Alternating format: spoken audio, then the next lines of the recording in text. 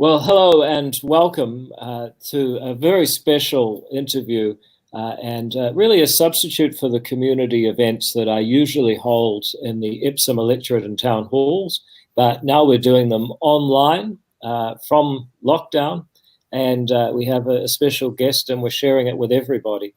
Our guest today is Dr.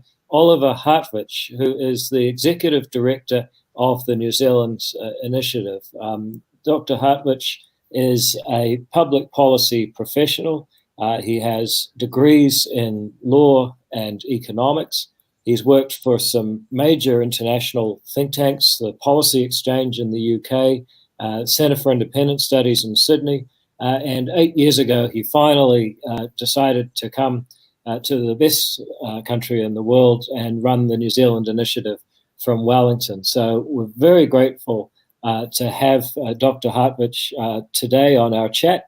And we're going to talk about how different countries have recovered from crises. So last week we talked with Jeff Liu from Taiwan about how Taiwan managed the public health aspects of COVID-19. This week we're going to park that. There's lots of people that want to have debate about should we or shouldn't we have had this level of restriction or lockdown. I think a lot of people are now turning to, well, okay, that's happened. What do we do next? And Dr. Hartwich, Oliver, I just want to start with a little bit about you. So a think tank. Now, I've worked for one. You've made your career working for think tanks. To a lot of people, that's quite an odd term. Can you tell us a little bit about what a think tank is, why we need them, what they do for people, and how you got to be involved in them?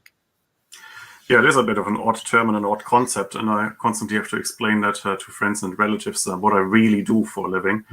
Think tanks are places where you think about what a country can do to do better, to deliver better policy solutions, to have more affordable housing, a better education system, to just have an economy that is more dynamic and produces more goods and services and also delivers better jobs in the long run. So this is the focus of all think tanks. And as you mentioned, I've worked in think tanks in the UK, in Australia, and now here in New Zealand. And that's really how we work at the initiative. We are an organization that is trying to sketch a better future for this country by injecting really sound, good economic ideas into our policy debates. Okay, but some people might play the devil's advocate and say, wait a minute. We've got universities filled with, brainy people thinking about the future. We have a fine civil service in New Zealand filled with people and, departments such as the Ministry of Education who are thinking about the future of our children, and they're coming up with ideas. We've got some great people in Parliament, some very intelligent and thoughtful politicians who know all about public policy, and they have New Zealand's best interests at heart. Why would we need another organization when we've got all of that? Well, you're right. In theory, some of the functions of a think tank should be done by other people as well. But the problem is, of course, if you're in academia these days, you don't get any brownie points for engaging with the public. You basically publish your stuff in obscure journals, and that's how you get tenure at university. But engaging with the public, developing those ideas for public policy, that is not something that promotes your career. And conversely, you don't really get much of that from journalists anymore, because they now have to publish their 4 or 5 pieces a day, and the first time they get to think properly about it is probably 10 p.m. So nothing coming from there. The civil service has become, I think, too politicized. You probably wouldn't get the kind of creative thinking out of the civil service either. And politicians, well, you guys are pretty busy, but I think you sometimes need some outside help, and that's where think tanks come in. Yeah, well, I got to nail my colours to the mast. I think that the New Zealand Initiative produces the best public policy analysis in New Zealand. The papers on your website are original, they're rigorous, they're thought-provoking, and through this COVID crisis, a number of the ideas that have come out, I think are ideas that we are going to need for the future. But just coming back to your discussion with the Epidemic Response Committee in Parliament a couple of weeks ago, you came along and actually pointed to the experience of West Germany after World War II. And somebody else has subsequently summed up what you said, which was actually Richard Prebble in the National Business Review.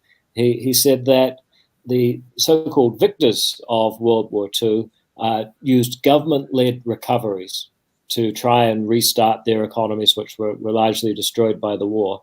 Germany, having no government left, used market liberal policies, and the results were stunning.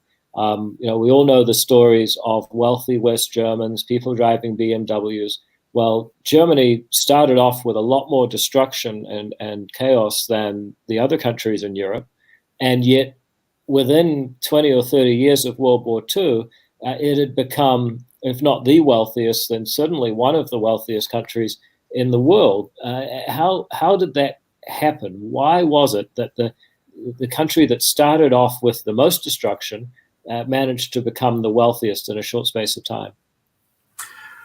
Well, let me give you an idea by telling you a bit more about my own personal story. I'm a German classical liberal. It's a bit of a rare bird, you might say. And for us liberals in Germany, we always look across the channel to Britain and think, well, this is the birthplace of liberalism. And so you always look across the channel with a bit of yearning. And you think, well, that's the home of John Locke and Adam Smith. And I always presumed that everything across the channel would be a lot more liberal than in Germany. And then I actually moved to London and worked in policy and discovered quite quickly that on some measures, Germany was probably more liberal than Britain is today. So I had always had an interest in history, and I always tried to figure out where the differences between the two countries came from.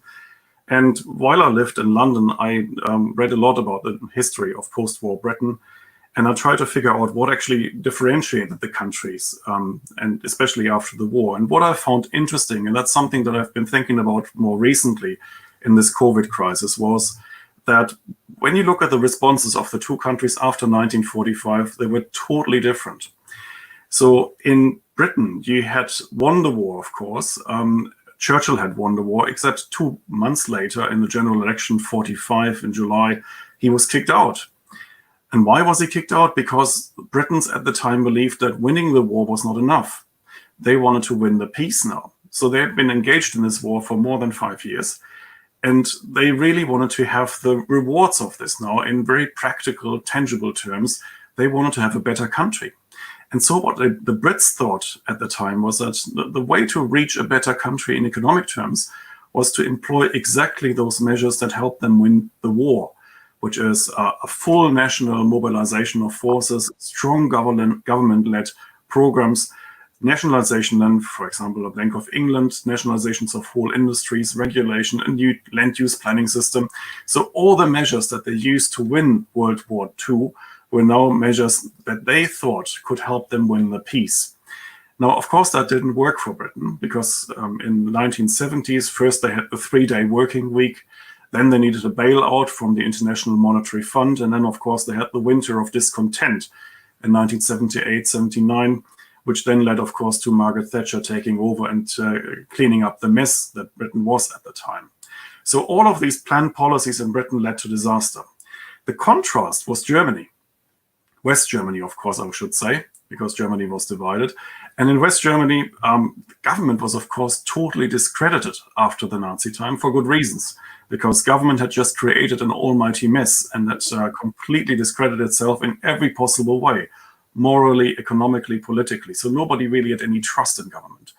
And then the Germans were lucky to have an economist in Ludwig Erhard, who was put in charge by the Allied forces to just deal with the mess that was the German economy. Now, Erhard was a classical liberal. He was a PhD qualified economist, and he did something totally outrageous. He freed Germany from every single control. He deregulated the economy. He abolished price controls overnight. He did that actually on a Sunday because he knew the Allied forces wouldn't be working, so he could get away with that. And the next day he was called in by the American general, Lucius Clay, and the general said to Erhard, "Mr. Erhard, I think you made a serious mistake here, my advisors tell me." And Erhard's response was, "Well, don't worry about it, Mr. General, because my advisors are telling me the same." He went ahead, he abolished price controls, he introduced a new Deutsche Mark. And when he was challenged by the US general then that he wasn't even authorized to change price controls, Ludwig Erhard's response was, "Look, I didn't change price controls, I abolished them." So Ludwig Erhard liberalized the German economy. He introduced this new currency, and then he worked together with a few economist colleagues of his on a very classical liberal approach to revive the German economy with things like freedom of contract, open markets, trade, sound money. So all the things that classical liberals have been talking about for a long time, they were introduced now in post-war Germany. Now, the result of that was that by 1969, Germany, which was always previously trailing Britain for GDP per capita, overtook Britain. And where Britain entered the 1970s as an economic basket case, Germany was now the established economic powerhouse, one of the strongest exporters in the world. And that's all thanks to the policies that Ludwig Erhard introduced straight after the war. So I think if you're just contrasting these two experiences, you can see that when it comes to recovery, you've got the choice. You can use the power of the state. That's what Britain did under Clement Attlee. And you end up 20, 30 years later as a bankrupt and not too dynamic economy. Or you do the opposite. You take your lessons from Ludwig Erhard and the social market economy, as he called it, and you will create a really prosperous, thriving, dynamic economy. And that's the path that Germany took. So if you're thinking about how to respond to COVID, I would take my lessons from Ludwig Erhard. I wouldn't take them from Clement Attlee. So, wow, thank you so much here. So just a couple of things. First of all, let's just make some of this a little bit tangible. Number one, people, you mentioned a 3-day work week in Britain. What did that's something that's almost impossible to imagine now. Are you saying that everyone was forced to work only 3 days by the government, or what happened there? Well, it was a method of rationing because they had the oil shocks, of course, in the 70s, and Britain tried to just cope with that. So they actually reduced the numbers of days that people could still go to work because they didn't have enough energy and they couldn't pay for it. And then, of course, they had to call on the IMF because they ran into massive fiscal problems. And then winter of discontent that I mentioned earlier, that was when the dustbin didn't work anymore and everybody was on strike. And when the country basically came to a standstill.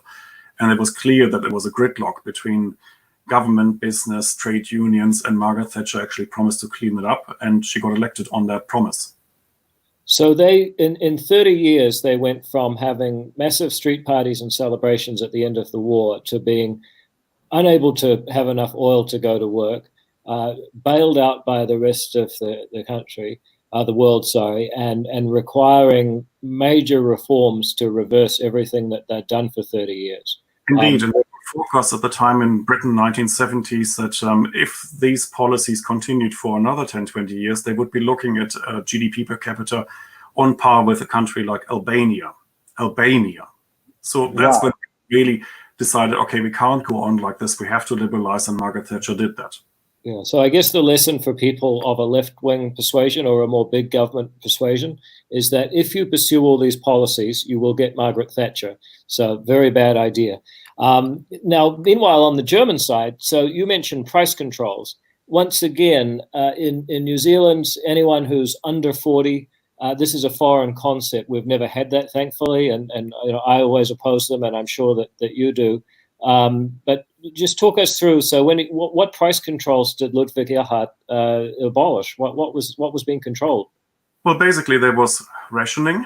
There were price controls, as you mentioned. So the government tried to prescribe what people could consume at what cost and at what price. Erhard abolished all of this. Together with the currency reform, the introduction of the Deutsche Mark in 1948, Erhard actually said at the time there's now only one tool of rationing, and that's called the Deutsche Mark.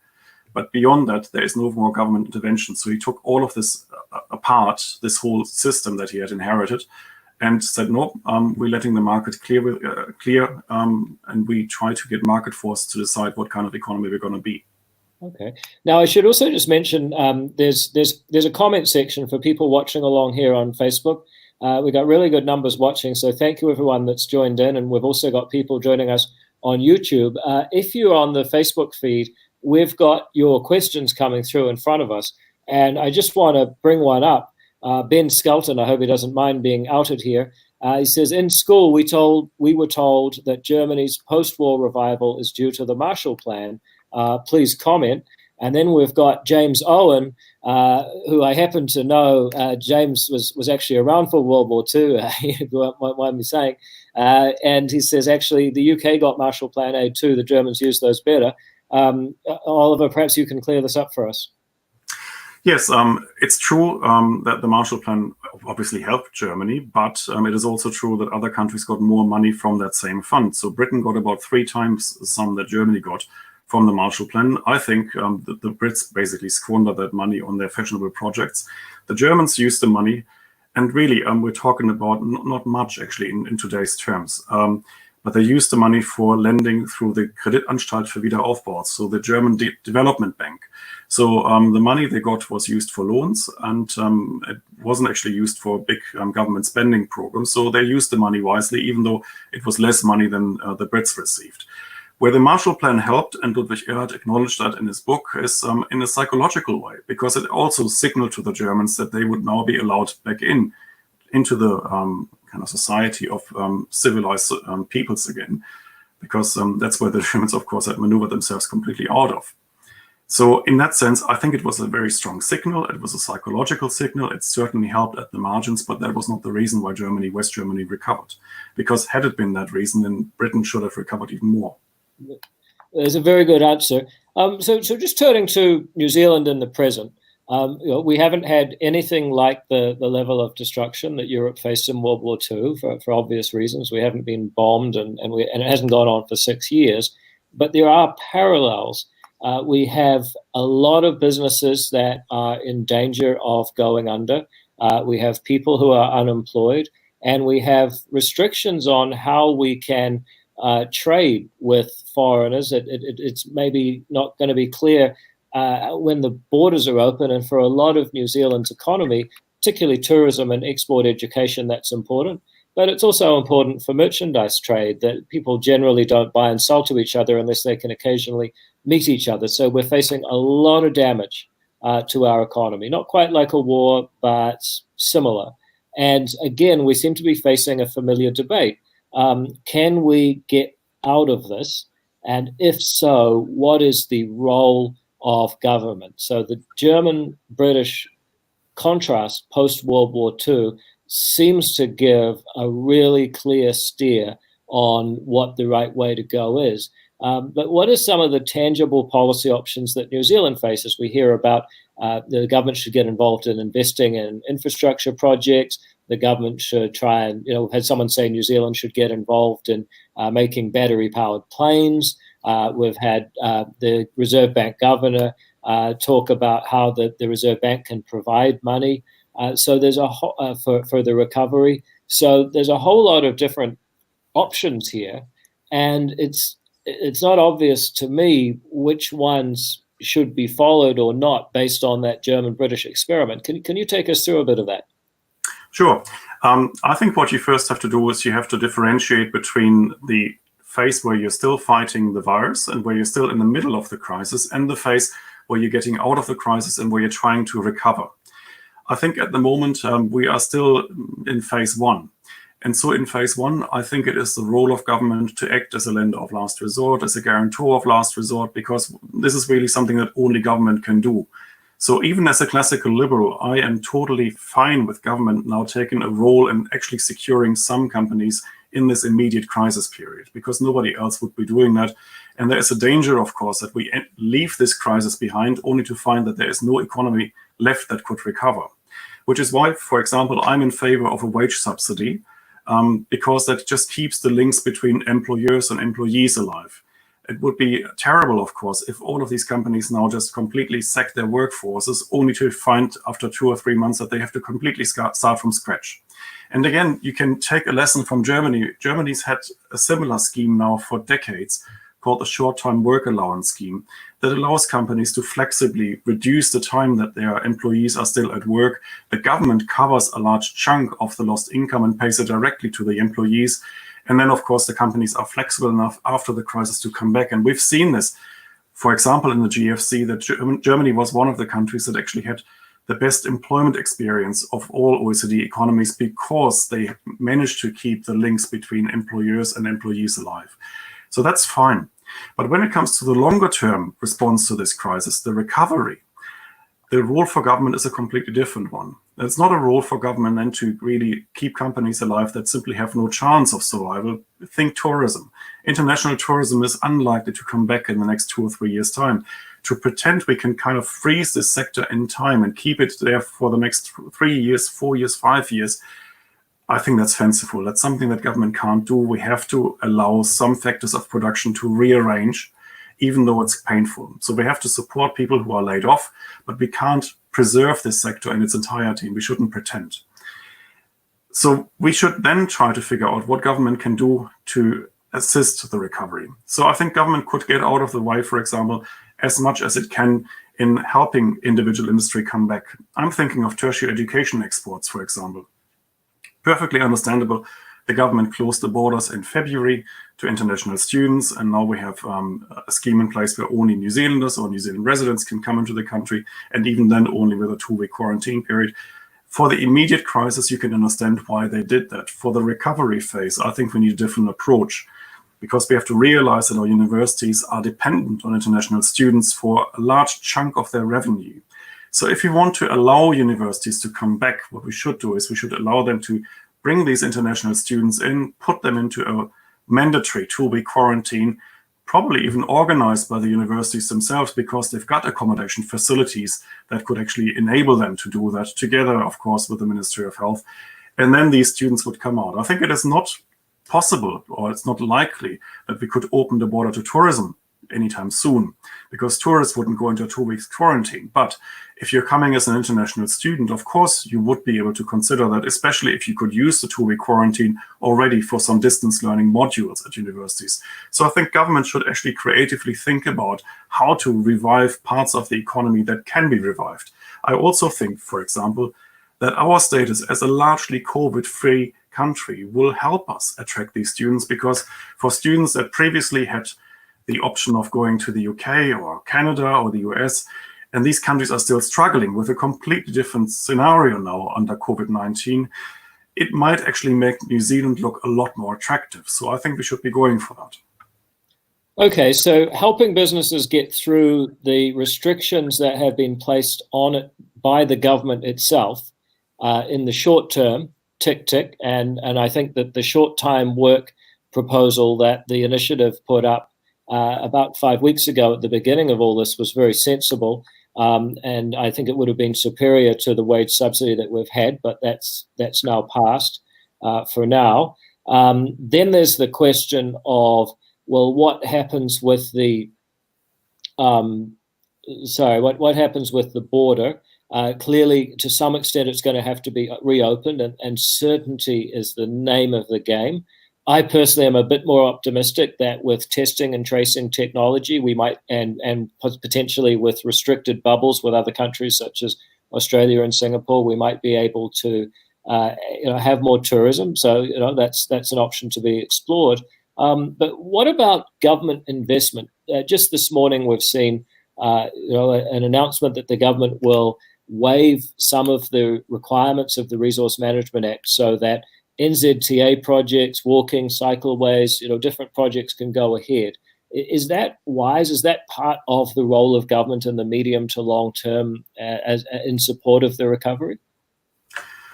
I'm just a little bit skeptical of all of these projects currently being discussed. I mean, on the one hand, I should say, of course, it is wonderful they're doing something to the IMA. It shouldn't require a crisis for us to do that, because the IMA was always in need of an overhaul. When it comes to these big projects, the problem I have with them is that, again, it kind of puts government in a position like Britain 1945, where government thinks it knows best, where government now in its wisdom decides which industry will thrive in the post-COVID world and where it should invest the money. And actually, from all the experience we've made in over the past 70 or 80 years, is really that government is usually not that good at picking winners, and it can't actually predict the economy any better than any one of us. Additional problem with all of that is, of course, the government is trying to do this at speed. So we're talking about shovel-ready projects. Now, the criterion whether a project makes sense or not is not whether it's shovel-ready. That is maybe one factor. The real criterion is whether there's a positive cost-benefit analysis. So if a project's costs exceed the benefits, it shouldn't be done, no matter whether it's shovel-ready or not. And I'm just concerned that because there is simply no time to really go through these projects and go through the proposals properly, that we might end up with some projects that sound good in the short run, that people find in some way exciting, attractive, and then we will realize later on that that probably wasn't the best way to go. And again, we can look at historic examples and see how other countries responded, for example, to the GFC a bit more than a decade ago. And you look at, for example, Australia and the pink bed scheme. Now, that was a scheme that was meant to deliver home insulation, and ended up in a complete disaster because there were not even the technicians available to install these pink beds, and there were quite a few unqualified people installing them, which ended up in a few houses burning down in Australia as a result of this well-intentioned program. Or I'm thinking of some nation-building programs that the Australian federal government did at the time. And I lived in Australia. I saw them. So I went to some villages really out of the major cities that hardly had any children living in them. And suddenly they got a new playground financed by the federal government as part of a nation-building program. And you kind of looked at it and you wonder whether any of this really made any sense. Or you look at other schemes employed in the US or in Germany at the time, cash for clunkers, that encourage people to take their old used cars and basically scrap them and buy a new one. Now, in hindsight, of course, this was done and it demonstrated that this program didn't work. It burnt a lot of money. It didn't have any positive environmental effects even. So we have to be careful. I think especially in a time like this, when money is tight and when fiscal circumstances are going to be tight for a long time to come, we have to make sure that the money we spend is actually money well spent. And for that, we need proper analysis. I totally forgot about cash for clunkers, man. That was the dumbest policy ever. But somehow when you have a crisis, all sensible analysis of the quality of government spending seems to go out the window. I just wonder about whether part of the reason for that is a phrase you used a second ago, money is tight. But of course, one of the things that happened after the GFC and appears to be happening now in New Zealand, although it didn't happen after the GFC, is that we are talking about the Reserve Bank doing what it calls its, I think, large asset purchasing, and buying government paper in return for printing New Zealand dollars that the New Zealand government can use. So hey, in normal times, you're right, money is tight, but if you loosen monetary policy, then suddenly it gets really easy to say, hey, look, why not have a few more cycle trails? It's free money, right? I mean, what's wrong with that? Yeah, sure. And you can definitely hear more and more people talking about this. Not just that the Reserve Bank will print the money and just hand it over to the government, but even better, that the Reserve Bank will print the money, hand it over to the government, and cancel the debt. So just today, I read an article in the Financial Times written by a former Conservative minister, arguing that actually for the next year or two, why doesn't the Bank of England just print that money and hand it over? Wow. That sounds interesting. I've heard, I mean, why save when you can print? Yeah, and then it is not really orthodox, but then again, it's been tried before. It was tried in Weimar, and it ended up in hyperinflation. It was tried in Zimbabwe. It's being tried currently in Venezuela. These countries don't look that flesh to me. I don't think actually we should deviate too much from monetary orthodoxy. Of course, we need some looser monetary policy in a crisis. I mean, that's what you would expect. But going beyond that and say, well, actually, interest rates are so low, we have no inflationary pressures at the moment. Why don't we just print all the money we need? If we did that, especially in a country like New Zealand, I can guarantee you that the ratings agencies would look very skeptically at New Zealand, that probably international investors would think New Zealand is a bit of a sovereign risk here. We wouldn't really want to be engaged and invested in a country that does things like that. So I think it may sound tempting, but I think as soon as you start to implement it, you would feel that you are being punished for that experiment in international markets. And I think the results would be catastrophic. We would see our dollar collapse. We would see ourselves being cut off from international capital markets. I think this would be the dumbest policy anyone could introduce, but it sounds very attractive. I feel well and truly admonished. I just want to be clear to the audience. I'm playing devil's advocate here. I don't think the Reserve Bank should print free money, but I did want to ask the question so that Dr. Hartwich could give a more forceful answer than a forceful answer that was needed. Just following on from that, the other place that you can get money, of course, is overseas.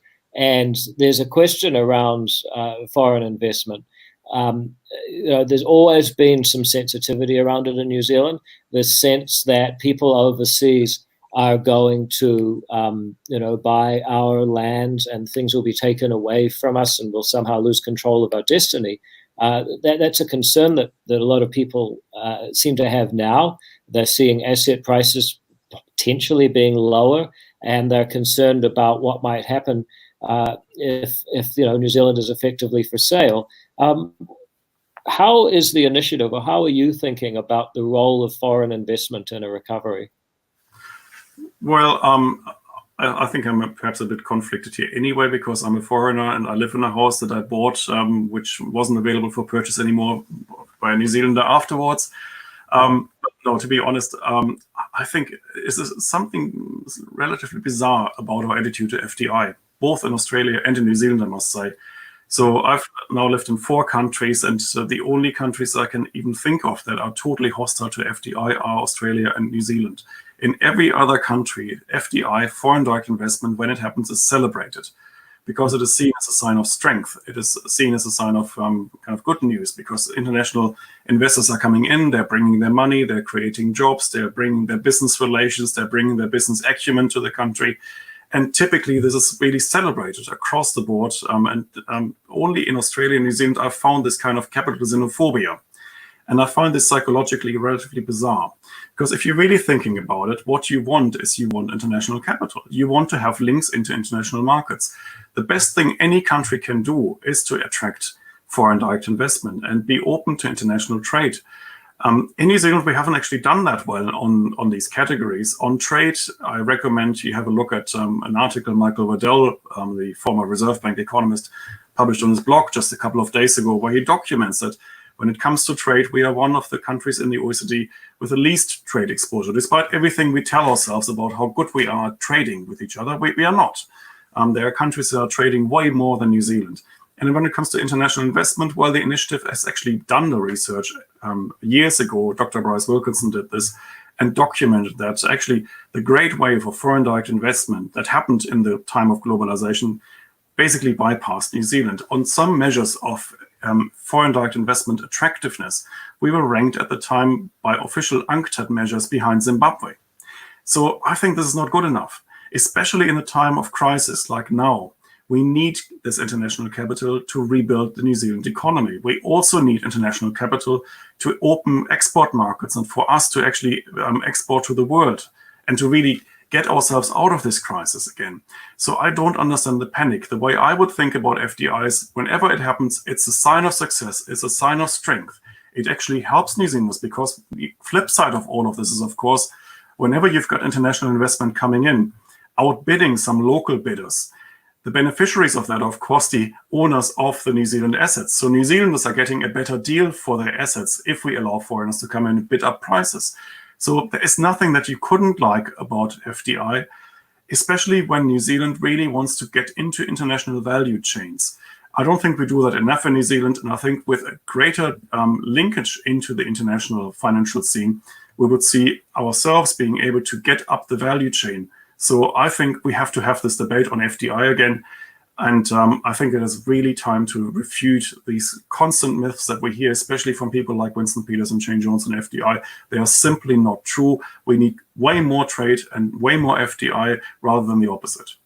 Yeah, and that paper you refer to by Dr. Wilkinson, another New Zealand initiative paper called NZs Global Links, is outstanding because it lays out, it takes all the data from New Zealand's imports, exports, capital, and current accounts for the last 40 or so years, and it shows the myths. New Zealand is a country that, by and large, exports more than it imports. It's not a country that has been, bought out. If anything, it's a country that could do with a lot more investment. And frankly, if people want to send us money, then good on them. We're very happy to use it. And one of the things you can do with it is create jobs, which Tex Edwards, welcome Tex, has now put in the comments section about 15 times. So we thought we'd just feature that. Having a job-rich recovery surely is going to depend on getting investment capital and integration with the rest of the economy. When we turn to the rest of the world, of course, Oliver, you are originally from Germany. You did your degrees and PhD there. You've worked in the UK. You have a lot of insight into Europe. And one of the really interesting things that's happened through this crisis is that European nation states have closed their borders to each other, which must be the first time in 30 years, a long time. I think that's ultimately symbolic because movement's being restricted everywhere, but it's also put enormous fiscal pressure and monetary pressure. So you've got Italy. I mean, I love the Italians; they're crazy guys, but they're in a lot of trouble. They're indebted by a massive amount of money, mainly to German banks. And the question is, how can this European currency experiment continue when you've got very different economies with very different governments using very different fiscal policies, trying to share one currency? I mean, you've predicted through the Grexit crisis or the near Grexit crisis that the EU was flawed. Is it coming to an end this time? It's a very good question, and I think nobody can really give you a definitive answer. But what I would say is that it is getting harder and harder for the European Union to keep that organization together, and especially to keep the Eurozone together. I was a commentator on the Euro crisis about a decade ago when the whole crisis started with Greece. And at the time, I was a columnist for the Business Spectator in Australia, and I wrote about 300 columns on the Euro crisis back then. And I have a bit of a deja vu looking at what's happening in Italy, except this time it's several times worse. Because Greece was a small country, and Italy is quite a heavyweight. It's a member of the G7. It's also, by absolute numbers, the third most indebted country in the world, with debts exceeding $2 trillion. So this is a country that is too big to fail in one sense, but it's also a country too big to be bailed out. The problem with Italy is they started the new crisis, the COVID-19 crisis, in a much worse shape than even Greece did, really, at the time of the GFC. So in Italy's case, we're talking about a country that hasn't had any substantial GDP improvements in the last 20 years, that has about 135% debt to GDP ratio, which basically means it's more or less bankrupt. And it's a country that's dependent on tourism, because that's the one industry in Italy that until the crisis still worked, and before the crisis accounted for about 14% of Italian GDP. Now, what it means now is, of course, the Italian economy will shrink, probably by 10, 15, 20% this year. Nobody really knows. I mean, tourism alone is 14%. I can't see anyone going on holiday to Italy this year, at least, and maybe not even next year. The Italian government will have to spend a lot of money to clean up the mess that they've now experienced with their lockdown. So in all likelihood, at the end of this year, we will see debt ratios of 155, 160%, maybe next year 180% of GDP. So basically, that means the country is bankrupt.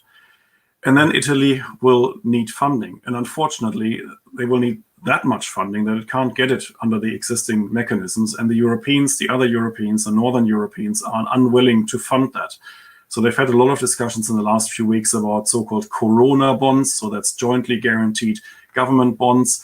The Germans and the Dutch and the Austrians have fought back on that. They don't want to do that because they can see where this is ending, namely in the rest of Europe shouldering Italian debt.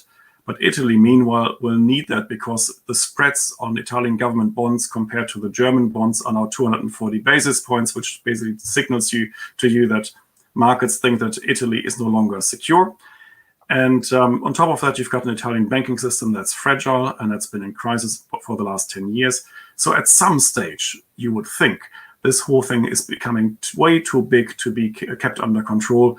So I would say there is an increasing chance that we would see an Italian default. If that happens, Italy would probably also leave the Eurozone.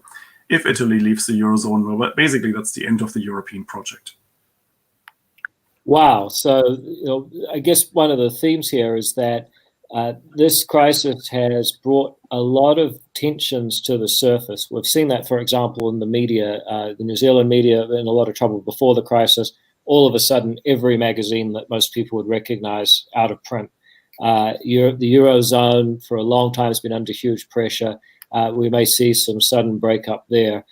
This is quite an extraordinary time for the changes that have been coming for a while, but we hadn't really confronted that are going to be with us. I guess Italy's experience shows how important it is to get the policy in New Zealand right, because if a country of 60 million people that's been there for 2,500 years can get into the kind of trouble that Italy has, then New Zealand certainly can't afford to mess about. Now, we've heard great stuff from you about the policy approach, the need for cost-benefit analysis, sound money for government to play the correct role at the correct time in the correct phase of the crisis, and the need to not be so churlish about foreign direct investment.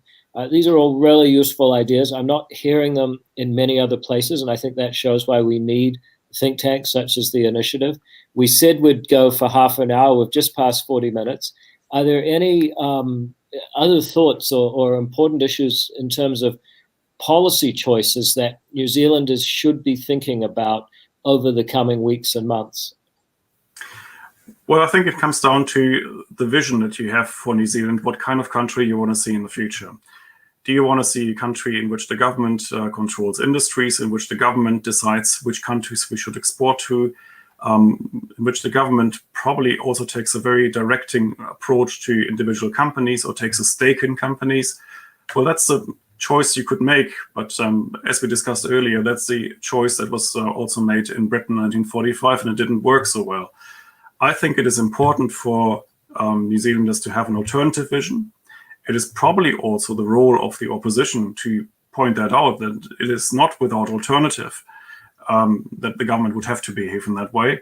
But there is an alternative that produces much better results in the long run if it relies on tried and tested open market principles. And that is the approach, I think, that has historically worked well, not just in Germany, I should say. There are really good international comparisons of how countries respond to crises depending on their economic circumstances and the economic institutions. What comes through again and again in these studies is that if you have sound policies of open markets, of competition, private property rights, all of these ingredients of a free market economy, they help you to recover. And I think it would be the most tragic mistake if New Zealand didn't realize when was the time to move from fighting an immediate acute crisis, a public health crisis, towards actually running a proper recovery program, because the methods you need for both phases are completely different. Well, that's a really good point to end on, or at least it could be, that it's about the transition. It's about holding two ideas in your mind at once, that yes, government has a role to play in the immediate crisis, but then needs to get out of the way for an economic recovery. But I just want to finish with one challenge to you. You said that it's tried and true and tested that open markets are better for people's welfare all along. That sounds like a purely ideological or philosophical statement to some people.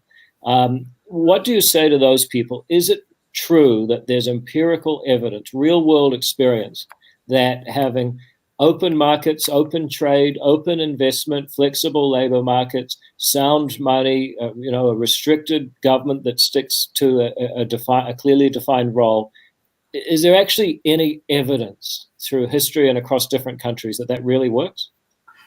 There is massive evidence. You can take individual countries with completely similar cultural systems. Take Germany as an example. West Germany developed and East Germany was a basket case. These countries spoke the same language. They had the same history. They had the same people. And after 40 years, East Germany was bankrupt and West Germany was not. Or take North Korea and South Korea. But even go beyond that and abstract it. We've now had for the last 20 odd years surveys of economic freedom. And they were introduced for exactly the reason that you mentioned, because people said, oh yeah, it's very nice that you kind of tell us about open markets, but it sounds very ideological. Have you got any proof? Well, now we have proof, because we have systematically analyzed how countries are doing with respect to the economic circumstances, the economic institutions. And colleagues at the Fraser Institute and American think tanks have done this. They have actually ranked countries by the economic institutions. They looked at things like freedom of contract, like the size of government, like how high are your taxes, how independent is your judiciary. And when you analyze these factors of economic freedom, what you find is a very strong correlation between economic freedom and economic performance. And not just that, by the way, you also find that economic freedom goes hand in hand with higher life satisfaction, with higher happiness scores, well-being scores in New Zealand parlance, of course. You can see this with better health outcomes, better education outcomes, better civil liberties outcomes. So when countries are freer on the economic front, they do better on practically every other indicator that we care for. So we have absolutely no shortage of evidence. The evidence is established. The problem with that is that, as Hayek once told us, every generation now needs to be convinced anew, because we tend to forget this. And especially in times of crisis, it is just popular for government to say, hey, I'm from the government, I'm here to help, we've got a crisis, let me fix it for you. No, actually, it is especially in times of crisis that we have to remind ourselves what we have learned over history and what we have learned from good economic research, because what we have learned is that governments can sometimes fix crises, but they can never build successful economies. Well, look, thank you very much. And as you say, every generation has to discover anew. Whatever generation you may be from, I highly recommend the research that Oliver referred to, the Economic Freedom of the World Index, run by the Fraser Institute out of Vancouver. And yes, they've got 40 years of data from almost 200 countries now. And I think people owe it to themselves. You know, if you don't want to have an opinion on this stuff, that's fine. You don't have to, and there's lots of other things to do with your life. But people that have strong opinions on what the role of government should be and what should happen with investment and labor laws and all that stuff, I think people owe it to themselves to go and look at 40 years of collected data. I think it's really important to do. But we do actually have to end this podcast or this show at some time. Thank you very much for the people watching. And I've seen the numbers have actually been going up from the beginning to the end of the podcast. So that's a really good sign that people have enjoyed it because they've stayed listening and more people have come along. So if you feel like it's been a worthwhile podcast or show, then please feel free to share it on your page, YouTube, Facebook, whatever. And all that remains is for me to thank Oliver Hartwich very much for coming along, giving up your time on a Sunday afternoon, sharing your unique perspective, wisdom, and the knowledge that you've gained from years of research, because I think this is the quality of debate and thinking that New Zealand deserves as it tries to emerge from what is now an economic crisis. Thank you very much. Thank you, David. All right. And everyone else, we'll see you next Sunday, we hope.